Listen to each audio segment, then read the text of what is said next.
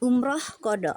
Al-Hakim menuturkan, dengan tibanya bulan Zulkaidah tersebarlah kabar bahwa Rasulullah dan para sahabat itu hendak melaksanakan umroh qadha. Jadi umroh qadha ini adalah umroh yang digunakan untuk menggantikan umroh ketika nggak jadi umroh waktu peristiwa Hudaybiyah, ya.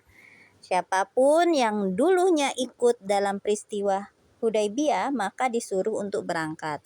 Karena itu, ya, mereka itu berangkat. Ada 2.000 orang, ya. Ada 2.000 orang kecuali yang mati syahid. Di sana juga ada wanita dan anak-anak. Dan di Madinah diwakilkan kepada Uwaib Abu Rahm Al-Ghifari, dan ada 60 ekor unta yang digunakan untuk kurban. Jadi dibawa 60 ekor unta untuk dikurbankan setelah umroh tadi, ya. Janiyah bin Jundab ditunjuk sebagai penanggung jawab untuk mengurusi hewan kurban ini. Rasulullah mengenakan pakaian ihram sejak dari Zulhulaifah dan bertalbiyah, lalu diikuti orang-orang muslim. Di samping itu Rasulullah pun menyiapkan senjata dan pasukan karena khawatir pihak Quraisy akan berkhianat. Jadi tetap berjaga-jaga walaupun mereka orang muslim itu diperbolehkan untuk umroh, ya. Setiba di Ujaij, seluruh senjata diturunkan, termasuklah perisai, anak panah, dan seluruh senjata itu, ya, termasuk juga tombak dan pedang. Yang bertanggung jawab untuk menjaga persenjataan adalah Aus bin Khawli Al-Ansari bersama 100 orang. Jadi banyak juga Mbak yang jaga itu. Senjata itu ikut juga dah? Ya nanti gantian, tapi dia yang bertanggung jawab nanti siapa yang gantiannya. Bukan hanya satu orang saja. Ya, nanti setelah dia melaksanakan umroh ini, rukun ini, maka diganti dengan orang-orang yang lain. Beliau masuk ke Mekah sambil membawa senjata layaknya seorang pengembara. Pedangnya disarungkan. Tak kala masuk Mekah, Rasulullah naik di atas punggung untanya yang bernama Qaswah. Sedangkan orang muslim menyandang pedang di pinggang, lalu berkerumun di sekitar Rasulullah sambil mengucapkan talbiyah. Apa talbiyah itu? Labaik, labaik Allahumma labaik, labaik la syarika lak labaik, innal hamdah La syarikalah. Oke. Nah, sementara orang musyrik itu mengungsi. Jadi ketika orang-orang muslim itu melakukan umroh, orang musyrik yang ada di sana mengungsi ke Bukit Qoiqoan yang terletak di sebelah utara Mekah untuk melihat apa yang dilakukan oleh orang muslim. Jadi memang tidak mengganggu mereka, tapi saling kasak kusuk. Ada para utusan yang sedang digerogoti penyakit Yastrib datang kepada kalian, kata orang-orang dari pihak Quraisy. Nabi Shallallahu Alaihi Wasallam pun memerintahkan para sahabat untuk berjalan cepat dalam 3 kali putaran, muter Ka'bah, ya, dan berjalan biasa antara 2 rukun. Beliau memerintahkan hal ini untuk menunjukkan kekuatan kepada orang musyrik. Beliau juga memerintahkan agar mereka menyelempangkan kain di pundak kiri dan membuka pundak kanan. Melempangkan, ditutup pundak kirinya, pundak kiri ditutup, pundak kanan dibiarkan terbuka. Ya memang itu cara berpakaian orang ihram. Ini aturannya, berarti di sini ada aturan untuk berpakaian ihram.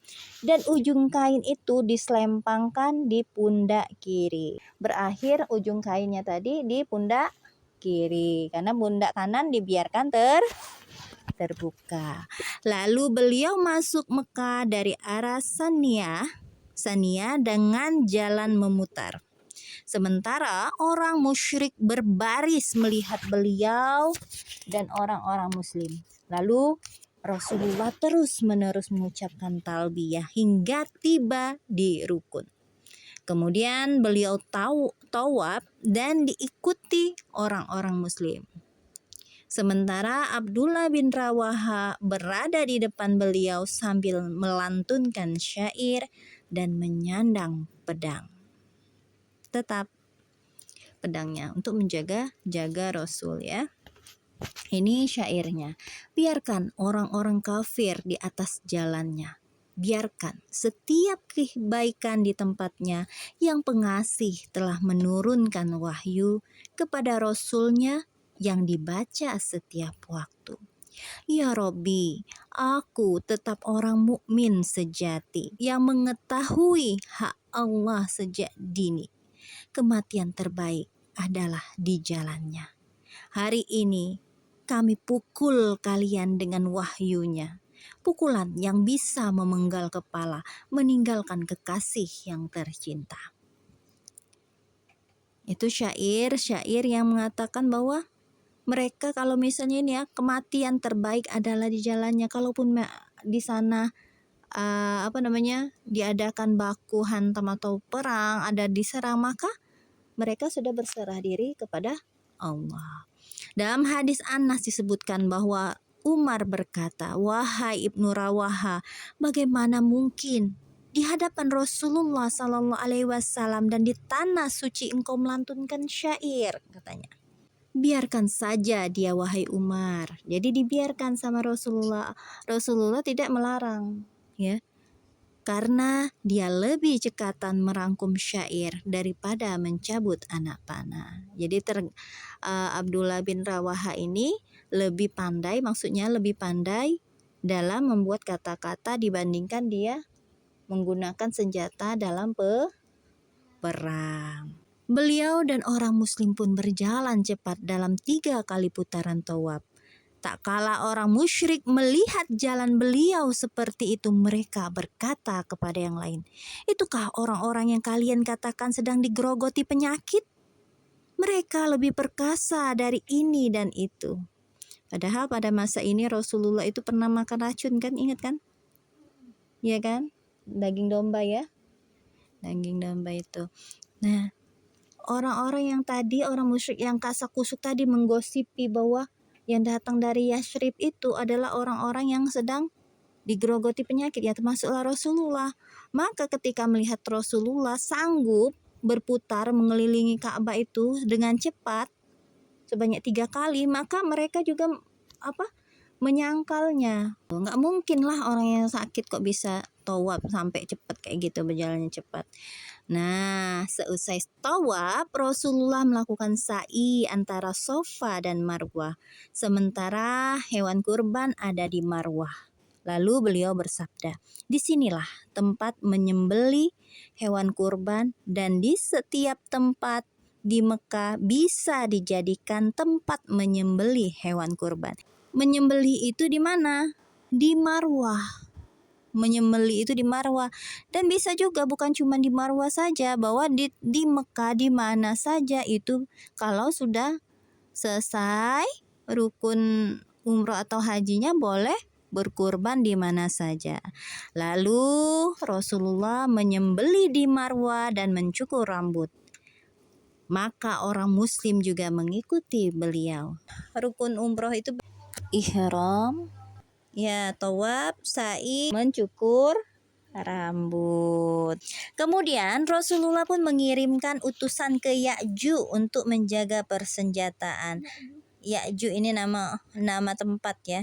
Dan orang yang sebelumnya menjaga persenjataan itu datang untuk melaksanakan manasik umroh. Jadi gantian ya.